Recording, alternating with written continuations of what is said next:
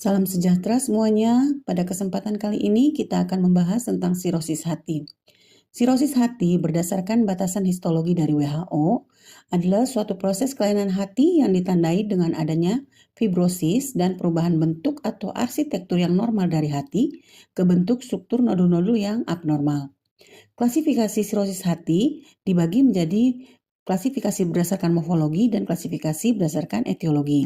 Dan yang sering dipakai adalah klasifikasi berdasarkan etiologi. Pada sirosis hati terjadi kerusakan jaringan hati yang irreversibel.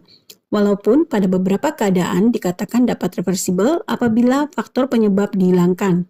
Seperti pada hepatitis C dengan pengobatan yang berhasil, pada hemokromatosis yang diobati dengan baik, dan pada mereka yang berhenti mengkonsumsi alkohol.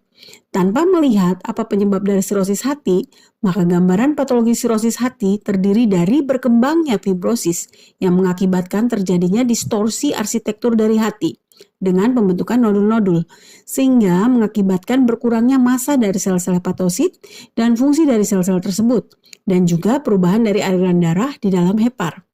Induksi terjadinya fibrosis terjadi bersamaan dengan aktivasi dari hepatic stellate cell yang mengakibatkan meningkatnya pembentukan kolagen dan komponen lainnya dari extracellular matrix.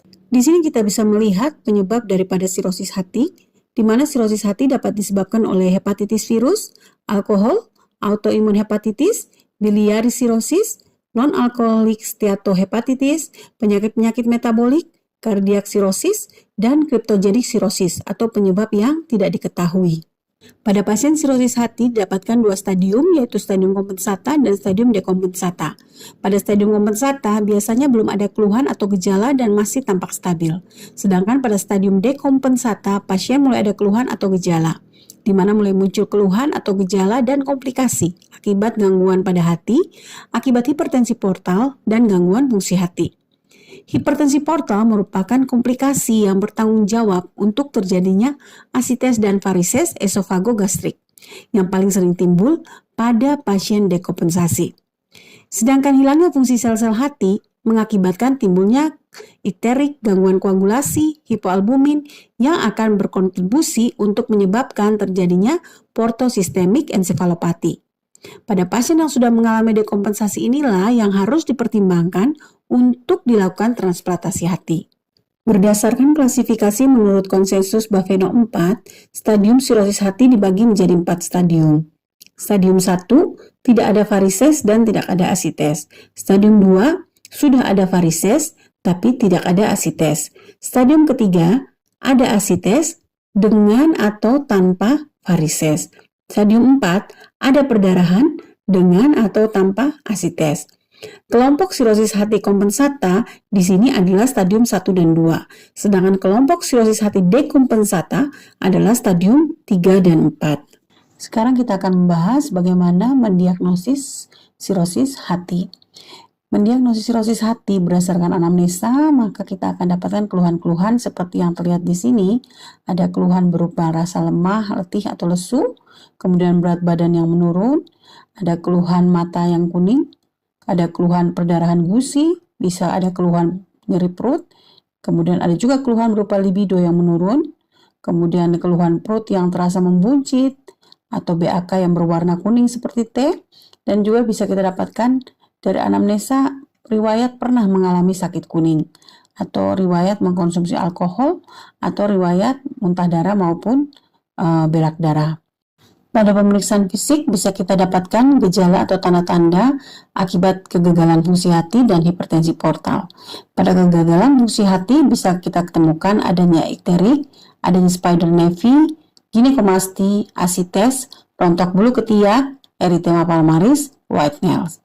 Sedangkan untuk hipertensi portal bisa kita dapatkan tanda-tanda adanya splenomegali, asites, pelebaran vena-vena kolateral, adanya suatu kaput meduse, atau adanya suatu hemoroid.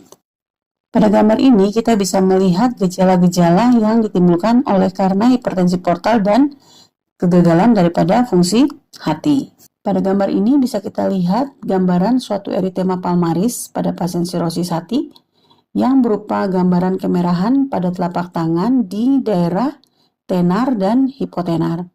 Sedangkan yang di bawah ini adalah gambar daripada spider nevi. jadi gambaran seperti jaring laba-laba yang biasanya didapatkan pada daerah toraks. Ini adalah gambaran suatu asites, tampak perutnya sangat membuncit dan kelihatan sedikit adanya pelebaran daripada vena-vena kolateral.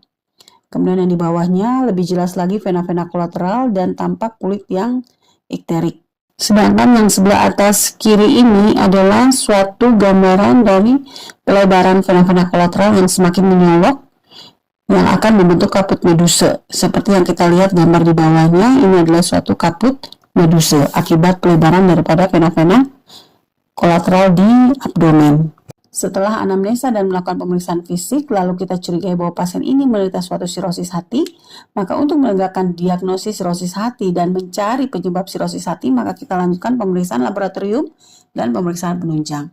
Pada pemeriksaan laboratorium bisa kita dapatkan suatu gambaran anemi, leukopeni, trombositopeni, adanya peningkatan dari SGOT, SGPT, albumin yang turun, globulin yang naik, terjadi perbandingan terbalik daripada albumin dan globulin. Kemudian bisa terjadi bilirubin yang meningkat, ALP dan gamma GT ini bisa normal atau meningkat. Dan file hemostatis didapatkan prothrombin time PT itu memanjang. Dari pemeriksaan serologi ini bisa kita lakukan untuk mencari penyebab daripada sirosis hati. Apakah penyebabnya virus hepatitis B atau hepatitis C, atau ada suatu perkembangan daripada sirosis menjadi kanker hati, yaitu kita lakukan pemeriksaan alfa fetoprotein. Sedangkan untuk hepatitis B kita periksa HbSAg, dan untuk hepatitis C kita lakukan pemeriksaan anti-HCV. Kemudian untuk pemeriksaan penunjang USG yang kita lakukan untuk melihat bagaimana ukuran hati tersebut, apakah sudah mengecil atau membesar, atau adakah sudah ada komplikasi ke arah kanker hati.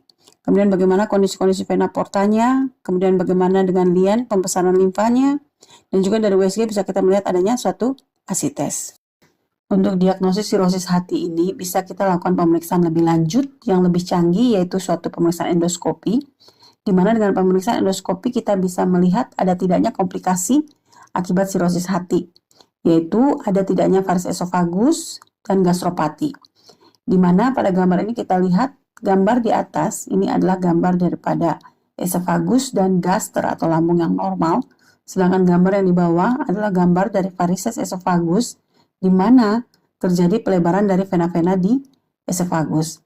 Sedangkan pada gambaran gastropati kita bisa melihat gambaran adanya bintik-bintik kemerahan, erosi, dan pembesaran daripada lipatan-lipatan di gaster. Setelah kita mendiagnosa seorang pasien dengan sirosis hati, bagaimanakah kita mengobati pasien tersebut? Prinsip terapi pada sirosis hati ada 4, yaitu 1.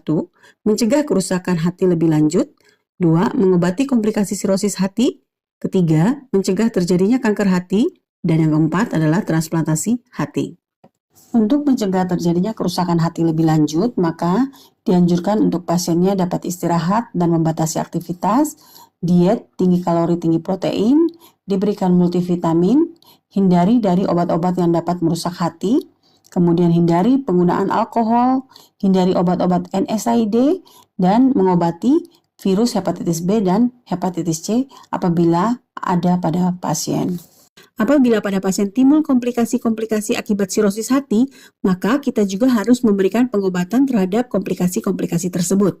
Adapun komplikasi-komplikasi daripada sirosis hati antara lain yaitu 1. Edema dan asites, yang kedua hematemesis melena atau muntah darah dan berak darah, yang ketiga spontaneous bacterial peritonitis, yang keempat ensefalopati hepatik, yang kelima gangguan koagulopati, yang keenam sindroma hepatorenal, yang ketujuh sindroma hepatopulmoner, dan yang kedelapan adalah kanker hati.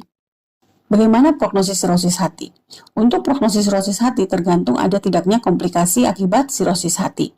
Indeks hati di sini dapat kita pakai untuk nilai prognosis pasien-pasien dengan sirosis hati, di mana indeks hati 0 sampai 2 itu termasuk dalam kegagalan hati ringan dengan angka mortalitas, angka kematian adalah 0 sampai 16%. Sedangkan indeks hati 3 sampai 8 itu kegagalan hati sedang sampai berat dengan mortalitasnya 18 sampai 40%. Di mana pada indeks hati ini kita menggunakan 4 parameter, yaitu albumin, bilirubin, gangguan kesadaran, dan asites. Ini ada poin-poinnya. Jadi untuk albumin dengan nilai lebih dari 3,6 poinnya 0, untuk albumin dengan nilai 3 sampai 3,5 itu poinnya 1, sedangkan untuk albumin kurang dari 3 itu poinnya 2. Sehingga di sini kita tentukan berada di mana pasien ini, albuminnya berapa, bilirubinnya berapa, kesadarannya bagaimana, ada asites atau tidak. Setelah itu, nilai poin-poin ini kita jumlahkan, maka kita akan dapatkan kegagalan hati ringan itu dengan indeks hati 0-3, kegagalan hati sedang itu indeks hatinya 4-6, dan kegagalan hati berat itu indeks hatinya 7-10. Di sini kita juga pakai klasifikasi dari Child-Purcell-Park untuk melihat derajat severitas dari sirosis hati tersebut. Di mana di sini juga dihitung berdasarkan poin-poin dengan menggunakan parameter. Di sini ada parameternya encephalopati, asites, nilai bilirubin, nilai albumin, dan nilai prothrombin time serta INR. Nanti di sini bisa kita hitung berapa poinnya sehingga kita klasifikasi menjadi Child-Purcell-Park kelas A, B, dan C dengan nilai 5-6 untuk kelas A, 7-9 untuk kelas B, dan 10-15 untuk kelas C. Di mana untuk kelas C ini sudah termasuk dalam derajat berat dari penyakit sirosis hati. Demikian pembahasan kita kali ini tentang sirosis hati. Semoga berguna dan bermanfaat bagi kita semua untuk menambah pengetahuan dan wawasan kita. Jangan lupa untuk like dan subscribe untuk membuat channel ini lebih berkembang dengan informasi-informasi yang lain. Dan jangan lupa aktifkan lonceng notifikasi sehingga tidak ketinggalan jika ada informasi-informasi yang baru. Apabila ada pertanyaan ataupun komentar, bisa ditulis di kolom komentar untuk bisa kita diskusikan.